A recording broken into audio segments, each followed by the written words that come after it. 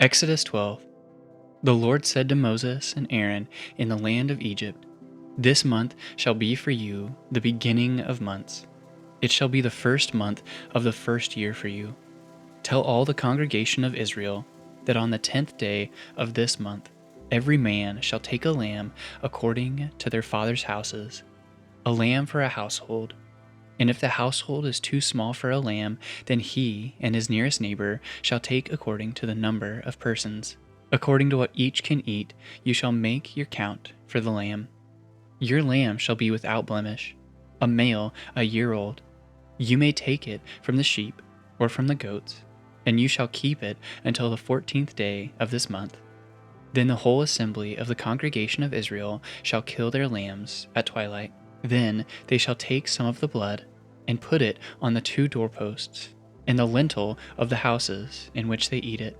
They shall eat the flesh that night, roasted on the fire with unleavened bread and bitter herbs they shall eat it.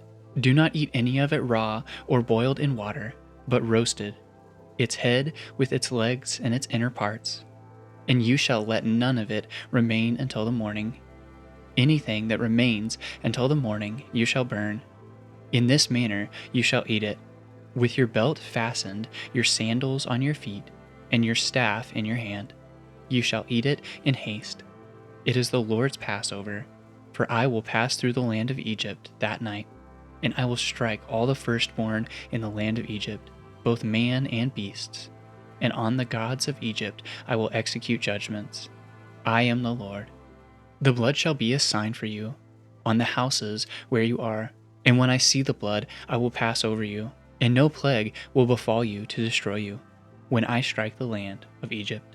This day shall be for you a memorial day, and you shall keep it as a feast to the Lord throughout your generations, as a statute forever.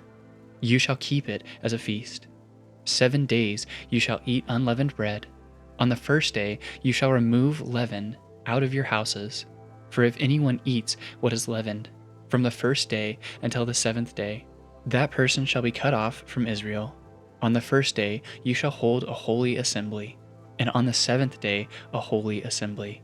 No work shall be done on those days, but what everyone needs to eat, that alone may be prepared by you. And you shall observe the feast of unleavened bread, for on this very day I brought your hosts out of the land of Egypt. Therefore you shall observe this day throughout your generations as a statute forever. In the first month of the 14th day of the month, at evening you shall eat unleavened bread until the 21st day of the month at evening. For 7 days no leaven is to be found in your houses. If anyone eats what is leavened, that person will be cut off from the congregation of Israel, whether he is a sojourner or a native of the land. You shall eat nothing leavened. In all your dwelling places you shall eat unleavened bread. Then Moses called all the elders of Israel and said to them, Go and select lambs for yourselves, according to your clans, and kill the Passover lamb. Take a bunch of hyssop and dip it in the blood that is in the basin, and touch the lintel and the 2 doorposts with the blood that is in the basin. None of you shall go out of the door of his house until the morning, for the Lord will pass through to strike the Egyptians. And when he sees the blood on the lintel and on the 2 doorposts, the Lord will pass over the door and will not allow the destroyer to enter your houses to strike you. You shall observe this rite as a statute for you and for your sons forever. And when you come to the land that the Lord will give you, as he has promised, you shall keep this service. And when your children say to you, What do you mean by this service? You shall say, It is a sacrifice of the Lord's Passover. For he passed over the houses of the people of Israel in Egypt, when he struck the Egyptians but spared our houses. And the people bowed their heads and worshipped. Then the people of Israel went and did so, as the Lord had commanded Moses and Aaron. They did so. At midnight the Lord struck down all the firstborn in the land of Egypt, from the firstborn of Pharaoh who sat on his throne, to the firstborn of the captive who was in the dungeon, and all the firstborn of the livestock. And Pharaoh rose up in the night, he and all his servants and all the Egyptians. And there was a great cry in Egypt, for there was not a house where someone was not dead. Then he summoned Moses and Aaron by night and said, Up, go out from among my people, both of you, and the people of Israel, and go, serve the Lord as you have said. Take your flocks and your herds, as you have said, and be gone, and bless me also." The Egyptians were urgent with the people to send them out of the land in haste, for they said, "We shall all be dead." So the people took their dough before it was leavened, their kneading bowls being bound up in their cloaks on their shoulders. The people of Israel had also done as Moses had told them, for they had asked the Egyptians for silver and gold jewelry and for clothing. And the Lord had given the people favor in the sight of the Egyptians, so that they let them have what they asked. Thus they plundered the Egyptians.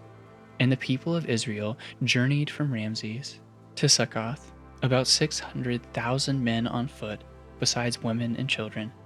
A mixed multitude also went up with them, and very much livestock, both flocks and herds. And they baked unleavened cakes of the dough that they had brought out of Egypt, for it was not leavened, because they were thrust out of Egypt and could not wait, nor had they prepared any provisions for themselves. The time that the people of Israel lived in Egypt was 430 years. At the end of 430 years, on that very day, all the hosts of the Lord went out from the land of Egypt. It was a night of watching by the Lord to bring them out by the land of Egypt. So this same night is a night of watching, kept to the Lord by all the people of Israel throughout their generations. And the Lord said to Moses and Aaron, "This is the statute of the Passover. No foreigner shall eat of it, but every slave that is bought for money may eat of it after you have circumcised him.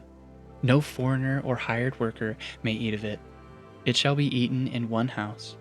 You shall not take any of the flesh outside the house, and you shall not break any of its bones. All the congregation of Israel shall keep it. If a stranger shall sojourn with you and would keep the Passover to the Lord, let all his males be circumcised. Then he may come near and keep it. He shall be as a native of the land, but no uncircumcised person shall eat of it. There shall be one law for the native and for the stranger who sojourns among you." All the people of Israel did just as the Lord commanded Moses and Aaron.